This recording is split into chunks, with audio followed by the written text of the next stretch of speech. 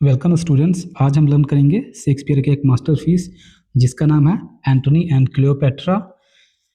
इस बुक को हम डिटेल में स्टडी करने से पहले सबसे पहले जो ऑथर का बैकग्राउंड है उन्हें समझेंगे, क्योंकि आपके एग्जाम में कहीं ना कहीं डायरेक्टली इनके बैकग्राउंड से ही कुछ ना कुछ इंफॉर्मेशन या क्वेश्चन पुट अप कर लिए जाते हैं, बना लिए जाते हैं। तो आइए सबसे पहले देखते हैं इनकी पर्सनल डिटेल की तरफ। तो इनकी जो बर्थ डेट है वो क्या है, 23 अप्रैल 1564 है। और इनका जो जन्म हुआ है, मतलब बर्थ जो प्लेस है, ये ध्यान दीजिएगा, ये क्या है, प्लेस है, ये एक सिटी है जिसका नाम क्या है, स्ट्रैटफोर्ड। ये कहाँ है, इंग्लैंड की एक फेमस नदी है, रिवर है जिसका नाम है एवन। उसके ऊपर एक शहर बसा हुआ है जिसका नाम स्ट्रैटफोर्ड है। वहीं पर इनकी क्या हुई है, वहीं पर इनका क्या हुआ है, बर्थ हुआ है। अगर इनकी डेट की बात करें तो वो 23 अप्रैल 1616 है। अगर आप एक चीज ऑब्जर्व करें तो देखे होंगे 23 यहाँ भी है, 23 यहाँ भी है, अप्रैल यहाँ भी है और अप्रैल यहाँ भी है। तो इनकी जो बर्थ डेट है और बर्थ इनकी जो डेट और मंथ है वो दोनों क्या है, सेम है। सिर्फ इनमें क्या है, वेरिएशन है। तो सिंपल सी बात है, 1564 आपको याद रखना है और 1660 रखना है। और इनकी जो इनका जो डेथ प्लेस है वो भी क्या सेम है। देखिए, स्ट्रैटफोर्ड में उनका बर्थ भी हुआ था और स्ट्रैटफोर्ड में इनका क्या डेथ भी हुआ है। ये सिमिलरली एवन नदी के ऊपर एक शहर बसा हुआ है जिसका नाम है स्ट्रैटफोर्ड। यहाँ पर इनकी क्या हुई है, डेथ हुई है। अब इनके रेस्टिंग प्लेस की बात करें, रेस्टिंग प्लेस का मतलब जहाँ पर इन्हें दफनाया गया है, तो होली ट्रिनिटी नाम का क्या है, एक चर्च है, वहां पर इन्हें क्या किया गया है, दफनाया गया है। वहीं पर इन्हें क्या किया गया है, रेस्टिंग पीस किया गया है। इनकी स्पाउस यानी वाइफ की बात करें तो उनका नाम क्या है, एनी हैथवे। और इनसे जो शादी उनकी हुई थी तो 1582 में हुई थी। और ये इनसे क्या है, शेक्सपियर से 8 साल बड़ी हैं। इट मीन्स दैट इनकी जो वाइफ हैं तो शेक्सपियर से 8 साल बड़ी हैं। कहने का सेंस यह है कि शेक्सपियर इनसे 8 साल छोटे हैं। इनके पेरेंट्स की बात करें तो उनके जो फादर हैं उनका नाम जॉन है और इनकी जो मदर्स हैं उनका नाम है मैरी आर्डन। अगर इनकी स्कूलिंग की बात करें तो इनकी स्कूलिंग किंग्स न्यू स्कूल से हुई है। और ये एक ऐसे आथर है जिन्होंने कभी अपने आप को किसी यूनिवर्सिटी में इनरोल नहीं किया। ध्यान दीजिएगा, ये इन्होंने अपने आप को कभी भी किसी यूनिवर्सिटी में इनरोल नहीं किया है। तो ये थे इनके बैकग्राउंड से रिलेटेड नॉलेज। अब आते हैं चलिए बुक की तरफ। तो सबसे पहले ये जो बुक है इसे कंपोज किया है विलियम शेक्सपियर के द्वारा। ये बुक कंपोज की गई है विलियम शेक्सपियर के द्वारा और जिसकी कंपोजिंग डेट लाइन है वो 1606 से 1607 के बीच में हुई है। इट मीन्स दैट इसकी जो एग्जैक्ट डेट है, अगर मैं बात करूं इसकी एग्जैक्ट डेट कि कब इसे राइट डाउन किया गया तो वो कंफर्म नहीं है। अगर आपके पेपर में ऑप्शन आते हैं 1606 तो आप उसे मार्क करिए, 1607 आता है तो उसे मार्क करिए। अगर ऑप्शन आपका इधर 6 और 7 आता है तो उसे आप मार्क करिए। तो एग्जैक्ट डेट इसकी मेंशन नहीं है। पब्लिश्ड इसकी अगर डेट है तो वो है 1623। आपने नाम सुना होगा शेक्सपियर का फर्स्ट फोलियो। शेक्सपियर का फर्स्ट फोलियो ये कब 1623 में क्या हुआ है, पब्लिश हुआ है। और इसमें टोटल कितने 36 प्ले थे। तो शेक्सपियर का एक फोलियो है, फोलियो मतलब होता है एक बुक, मोटी सी बुक या फोल्डर जिसमें बहुत सारी प्ले रहते हैं। तो वो पूरा एक फोल्डर था, ये पूरी बुक थी जिसे 1623 में क्या किया गया, पब्लिश किया गया था। और उसमें टोटल 36 प्ले थे। मतलब वो जो फोल्डर था उसमें टोटल 36 प्ले थे, उसमें से ये भी प्ले एक उसी बुक में इंक्लूड था।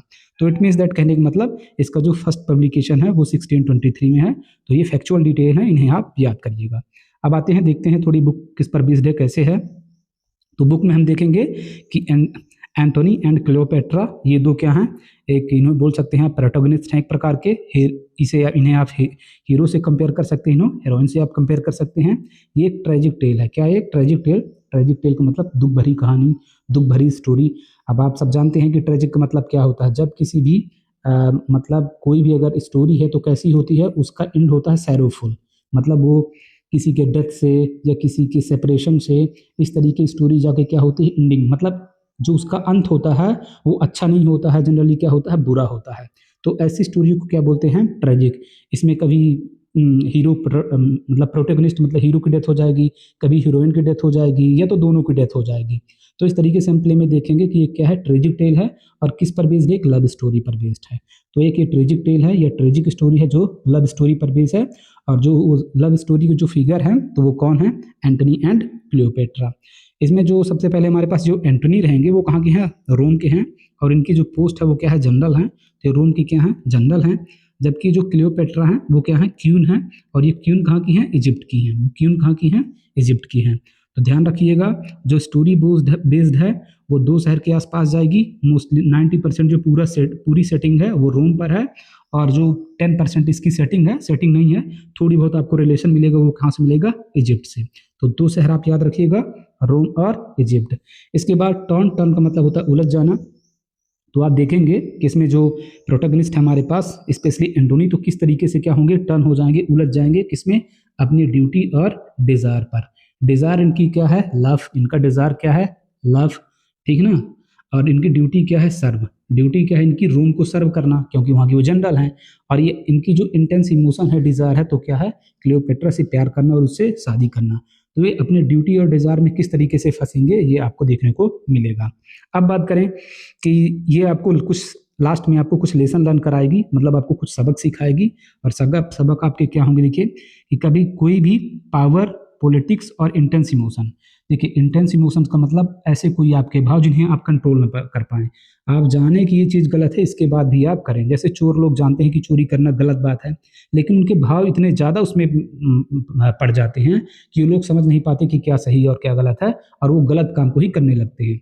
तो इंटेंस इमोशन को आप ऐसे इमोशन समझिएगा कि उन्हें आप संभाल ना पाए, अपने भावों को आप संभाल ना पाएं। तो देखिएगा कि पावर, पॉलिटिक्स और जो इंटेंस इमोशन है वो किसी भी आदमी को डाउनफॉल की तरफ ले जाते हैं।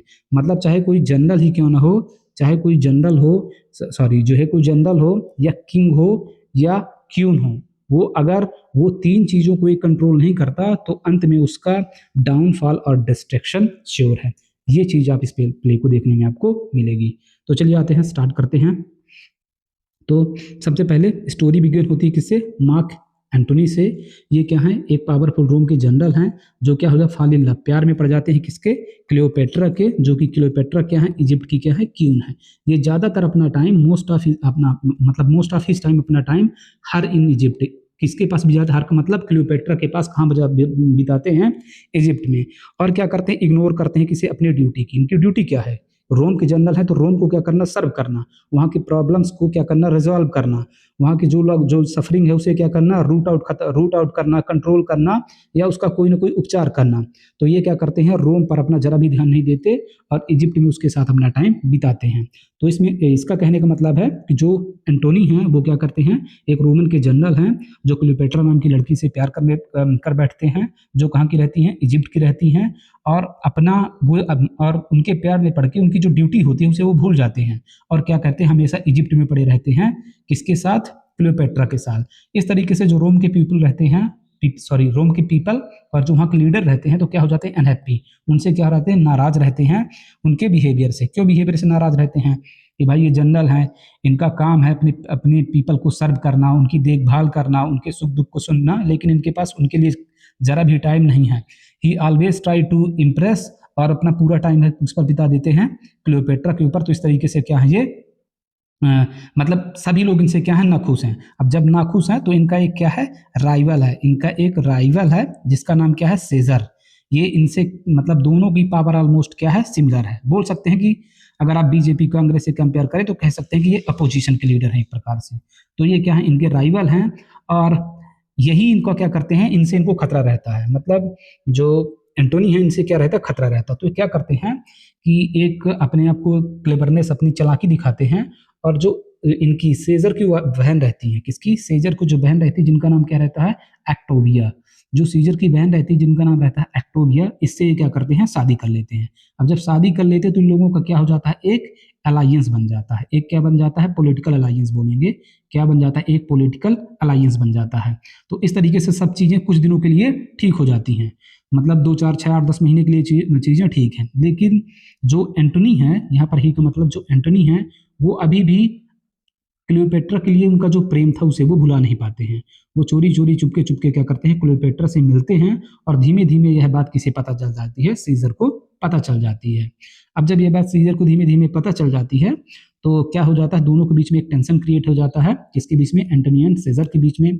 सेजर क्या होता है, अब सिंपल सी बात है, जो ऑक्टोविया है उसकी बहन है। अब उसकी अगर बहन है तो उनके दोनों के रिलेशन क्या हो रहे हैं, खराब हो रहे हैं। एंटनी और सीजर के बीच में जिनकी जो ऑक्टेविया है तो इनसे क्या हो रहे हैं, इनके रिलेशन खराब हो रहे हैं। ये अपना टाइम मोस्टली टाइम किस पर बिता रहा है, क्लियोपेट्रा के ऊपर। तो इस तरीके से सीजर क्या हो जाता है, बहुत गुस्सा हो जाता है, और जब पूरी बात पता इसे चलती है तो क्या कर देता है, एक वार डिक्लेयर कर देता है कि नहीं, अब तुम अपना पूरा टाइम बिताओ क्लियोपेट्रा के पास, अब तुम क्या करोगे, मेरे से क्या करोगे, वार करोगे, हमारे तुम्हारे बीच में वार होगा, और जो वार में विन होगा, जो जीतेगा वही क्या करेगा, कंट्रोल करेगा किसे, रोम को और रोम के पीपल्स को। तो टू साइड्स में क्या होती है, फाइट होती है, और यहाँ पर एक बहुत बड़ा युद्ध होता है, बहुत काफी सारा खून खराब होता है, और फाइनली इस खून खराबे में क्या हो रहा है, जो एंटोनी रहता है तो कंप्लीटली डिफीट हो जाता है, एंटोनी एकदम क्या हो जाता है, हार जाता है। अब इसका एक लोयल फ्रेंड रहता है इनोबायबस नाम का, जिसका मतलब क्लोज फ्रेंड ही बोलेंगे, फैमिली से भी बढ़कर बोलेंगे, इतने अच्छे दोनों के बीच में ये लॉयल होता है, ये बहुत लॉयल होता है, ये क्या होता है, बहुत लॉयल रहता है। अब क्या इवेंचुअली जब ये बार बार एंटोनी को समझाता है और एंटोनी जब इनका कहना नहीं मानता है तो ये भी लास्ट में क्या करता है, एंटोनी का साथ ये छोड़ देता है और किसके साइड में जाके चला जाता है, तो ये जो इनोबस है ये भी किसके साइड चला जाता है, सीजर के साइड, और इस तरीके से वो एकदम अकेला पड़ जाता है। और जब अकेला एकदम पड़ जाता है तो उसके पास अब उसका ना तो कोई मोरल सपोर्ट रहता ना तो कुछ रहता, वैसे भी अब टोटली एकदम वो क्या है, अकेला, युद्ध भी हार चुका है, अब ना इसके पास कोई दोस्त है, सिर्फ अभी एक इसके पास अभी जीने की इच्छा है, और वो क्या है, क्लियोपेट्रा। अभी ये किसके लिए जीना चाहता है, एंटोनी अभी जो जीना चाहता है, एंटोनी जो जीना चाहता है तो किसके लिए जीना चाहता है, अभी सिर्फ क्लियोपेट्रा के लिए। अब जब इसे पता चलता है कि क्लियोपेट्रा की भी इवेंचुअली क्या हो गई है, डेथ हो गई है, इसे किसी रिसोर्स से या किसी सोर्स से पता चलता है कि फाइनली क्या हो गई, क्लियोपेट्रा की भी डेथ हो गई है। तब ये भी क्या करता है, डीप सैरो बड़े दुख में चला जाता है और डिसाइड करता है कि मैं भी अपनी जिंदगी को खुद खत्म कर लूंगा और मैं भी इस दुनिया में नहीं रहूंगा। वो क्या करता है, सुसाइड कर लेता है, और इस तरीके से वो अपनी जान खुद ले लेता है। अब जब ये सब चीजें क्या क्लियोपेट्रा को पता चलती हैं कि भाई ऐसा ऐसा हुआ है, एंटोनी तो पहले बेचारा वार हार गया, और वार हारने के बाद अब क्या किया, खुद क्या कर लिया, सुसाइड कर लिया है। अब ये भी हार्ट ब्रोकन हो जाती है, बहुत दुखी हो जाती है, और ये डिसाइड करती है कि मैं भी अब अपने आप को खत्म कर लेंगी, और वो भी क्या कर लेती है, सुसाइड कर लेती है। वो सोचती है कि अब तो एंटोनी तो रह नहीं गया, तो इससे अच्छा है, सीजर के कंट्रोल में रहने से अच्छा है कि मैं अपने आप को क्या कर लूं, मार डालूं, और ये क्या कर लेती है, सुसाइड कमिट कर लेती है। इस तरीके से प्ले पूरा क्या हो जाता है, खत्म हो जाता है, और खत्म होने के बाद ये सब पूरी स्टोरी होती है कि किस तरीके से एक आदमी था जो इसकी लव और ड्यूटी थी उसे वो क्या सही तरीके से रिस्पॉन्सिबल ढंग से क्या नहीं कर पाया, इसे बूट अप नहीं कर पाया, और इवेंचुअली दोनों क्या कर लेते हैं, सुसाइड कर लेते हैं, और प्ले यहाँ पर खत्म हो जाता है। अब नेक्स्ट हम थोड़ी देखेंगे इंपॉर्टेंट फैक्ट जो आपके डायरेक्ट एग्जाम से रिलेटेड हैं, बाकी और कुछ नहीं है ज़्यादा, आपसे ये सब कुछ चीज़ें आसानी से बनेंगी। तो देखिए की फैक्ट में जो हमारे पास जो विलियम शेक्सपियर के जो प्ले है तो क्या है, एक ट्रेजेडी है। ट्रेजेडी क्या है कि आप देखें हैं कि दोनों जो हीरो और हीरोइन रहती है दोनों मर जाते हैं, और इसका जो मेन कन्फ्लिक्ट या थीम आप माने तो क्या है, लव एंड ड्यूटी है। आप देखें किस तरीके से वो क्लियोपेट्रा से लव करता था और रोम के लिए अपनी ड्यूटी को फुलफिल नहीं कर पाया, और इवेंचुअली अपनी क्या कर लेता है, सुसाइड कमिट कर लेता है। अब कैरेक्टर की बात करें, मार्क एंटोनी आप जानते हैं जनरल था, ट्रेजिक हीरो था, और एक किस तरीके से इसका कैरेक्टर था, तो आप इसे आराम से अपने वर्ड में क्या कर लेंगे, डिफाइन कर पाएंगे कि ये क्या मतलब ये फेथफुल था, किसके लिए फेथफुल था, क्लियोपेट्रा के लिए, लेकिन अनफेथफुल किसके लिए था, ऑक्टेविया के लिए, और किस तरीके से दो चीज़ों को एक बैलेंस में नहीं कर पाया, और इवेंचुअली इसका पावर भी चला गया, और फिर खुद क्या कर लिया, सुसाइड कर लिया। अब अगर क्लियोपेट्रा की बात करें तो ये क्या थी, क्वीन ऑफ इजिप्ट थी, है ना, ये स्ट्रॉन्ग एंड क्या थी, इमोशनल थी, ये मतलब काफ़ी मजबूत थी, मतलब मजबूत का मतलब शारीरिक नहीं, ये ब्रेन से काफ़ी क्लेवर आदमी थी और काफ़ी समझदार थी। ये अपने आप को काफ़ी हद तक स्ट्रांग और मैच्योर बना के रखी थी, लेकिन जब इन्हें पता चला कि क्या एंटोनी ने क्या कर लिया, खुद को सुसाइड कमिट कर ली है, तो फिर ये भी क्या कर लेती हैं कि मैं एंटोनी के बगैर अब नहीं जीऊंगी, और सीजर के कंट्रोल में, और ये भी अपनी जान ले लेती हैं। इसका एक और इम्पॉर्टेंट कैरेक्टर है ऑक्टेवियस सीजर। ये क्या है, एक इनके राइवल हैं, ये क्या है, राइवल हैं, लेकिन हम इन्हें किसी भी प्रकार से विलियन नहीं मानेंगे, क्योंकि इनकी जो मोरल मतलब यहाँ पर जो उन्हें पुट अप किया गया है मोरली, वो क्या है, एक राइट प्लेस में किया गया है, ना कि रॉन्ग प्लेस में। इनोबा बस ये कैरेक्टर है, ये क्या है, लॉयल फ्रेंड रहता है। मतलब इस पूरे प्ले में अगर कोई एंटोनी का सबसे ज़्यादा लॉयल फ्रेंड रहता है तो कौन रहता है? इनोबार्बस रहता है। ये शुरू से लॉयल था, लेकिन लास्ट में ये एंटोनी जो है तो उसकी गलतियों को सुधारते सुधारते लास्ट में इसका साथ खुद छोड़ देता है। और साथ छोड़ने के बाद जब एंटोनी क्या हो जाता है, उसकी डेथ हो जाती है, तो इसे इतना गिल्ट होता है कि उस गिल्ट के कारण ही अब ये इसकी जान चली जाती है, मतलब दुख से ही ये मर जाता है।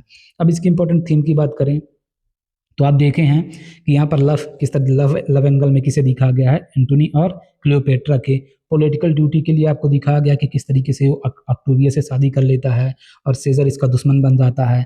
पावर और एम्बिशन के लिए पूरी लड़ाई होती है, और जो ये मैरिज होती है वही पावर एम्बिशन के लिए होती है। लॉयल्टी भी देखेंगे और बेट्रेयल भी देखेंगे। तो ये जो पूरी थीम है वो किस पर काम करेगी? इनोबार्बस के ऊपर, जो लॉयल्टी और बिट्रेयल है, ये पूरी सिर्फ लागू होगी किसके? एंटोनी का जो लॉयल फ्रेंड है उसके ऊपर ये पूरी काम हो, मतलब ये थीम उस पर पूरी बेस्ड है, loyalty and betrayal. Tragic downfall of the great leaders, इसमें ये बताया गया है कि आप कितने भी पावरफुल हों, लेकिन आप अगर सही ढंग से अपने आप को मैनेज नहीं कर पाते हैं तो आपका डाउनफॉल या आपका डिस्ट्रक्शन या आपका अंत क्या है? सुनिश्चित है। इसीलिए जो आपके इमोशंस हैं उन्हें आपको अपने ऊपर हावी नहीं होने देना चाहिए। ये चीज़ पूरा ये प्ले बताता है।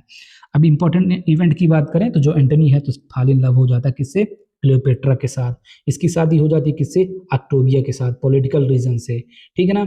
अब दोनों के बीच में वार हो जाता है, एंटोनी एंड सीजर के बीच में हो जाता है, जिसमें एंटोनी कंप्लीटली डिफीट हो जाता है। अब यहाँ पर आप देखें हैं कि एंटोनी और जो क्लियोपेट्रा रहती हैं किस तरीके से सुसाइड कर लेती हैं, और इनके सुसाइड से ही ये प्ले किसमें ट्रांसफॉर्म हो जाता है? ट्रेजेडी में चला जाता है। लिटरेरी पॉइंट की बात करें तो जो एंटोनी है वो क्या है? एक ट्रेजिक हीरो था। फॉल ड्यू टू वीकनेस, इसकी कमजोरी क्या थी? ये क्लियोपेट्रा से प्यार करता था और अपने भावों को मतलब अपने इमोशंस को कंट्रोल नहीं कर पाया। अगर अपने इमोशंस को कंट्रोल कर लेता तो कोई और तरीका निकल सकता था जिससे कि ये क्या करता? रोम का जनरल भी बना रहता और इसकी लाइफ भी सिक्योर हो जाती। अब क्लियोपेट्रा की बात करें तो ये क्या थी? कम्प्लेक्स इनका कलेक्टर था। ये स्ट्रांग भी थी और इमोशनल भी थी। ठीक है ना। लेकिन ये इमोशनल जो टर्म है तो इसलिए इन्हें यूज किया गया है कि ये इन्हें सुसाइड कमिट नहीं करनी चाहिए थी। अब सिंस ये सुसाइड कमिट कर ली है, इसलिए जो इमोशनल नाम का टर्म है ये इनके साथ क्या हुआ है? एडियर हो गया है, मतलब चिपक गया इनके साथ। Mixture of the romance and politics. अब रोमांस देखें हैं आप, ये पूरी किस पर बेस्ड है? लव स्टोरी पर बेस्ड है। मतलब ये जो पूरा प्ले है किस पर है? लव स्टोरी पर बेस्ड है, इसलिए किससे में चला गया? रोमांस के ऊपर। और पॉलिटिक्स पूरा पावर और कंट्रोल के लिए है कि किस तरीके से रोम को कौन कंट्रोल करे। यहाँ एंटोनी चाहता है कि मैं कंट्रोल करूंगा, और वहाँ जो है सीजर चाहता है कि मैं कंट्रोल करूंगा। तो दोनों किसके लिए हैं? पॉलिटिक्स और पावर के लिए। तो ये बात है। ठीक है। अब इंपॉर्टेंट लाइन की राइटिंग की बात करें तो आप देखे हैं show conflict between emotions and responsibility. जो पूरा शो है वो किस पर बेस्ड है? इमोशन और रिस्पॉन्सिबिलिटी पर, कि किस तरीके से जो प्रोटैगनिस्ट है वो अपनी रिस्पॉन्सिबिलिटीज को फुलफिल नहीं कर पाता और इमोशंस के चक्कर में पूरे रूम को और अपने आप को ले डूबता है। एंड इसका क्या है? ट्रेजिक डेथ है। दोनों की क्या हो जाती है? प्रोटैगनिस्ट की दो इसमें प्रोटैगनिस्ट है, दोनों की डेथ हो जाती है। एक एंटोनी की भी और इसकी जो लवर हैं क्लियोपेट्रा उनकी भी। ये हाईलाइट करता है कि ह्यूमन वीकनेस एंड एम्बिशन, अगर हमारे अंदर कोई वीकनेस है और हमारे अंदर कोई गलत एम्बिशन है तो हमारा जो डाउनफॉल है या डिस्ट्रैक्शन है उसे होने से कोई नहीं रोक सकता। तो ये था पूरा प्ले। आप तैयारी को अपने ढंग से ग्रेजुअली धीमे धीमे इंप्रूव करते रहिए। एक साथ करेंगे तो नहीं होगी। Slow and steady wins the race. तो धीमे धीमे आप काम करिए, हो जाएगा। Thank you for watching.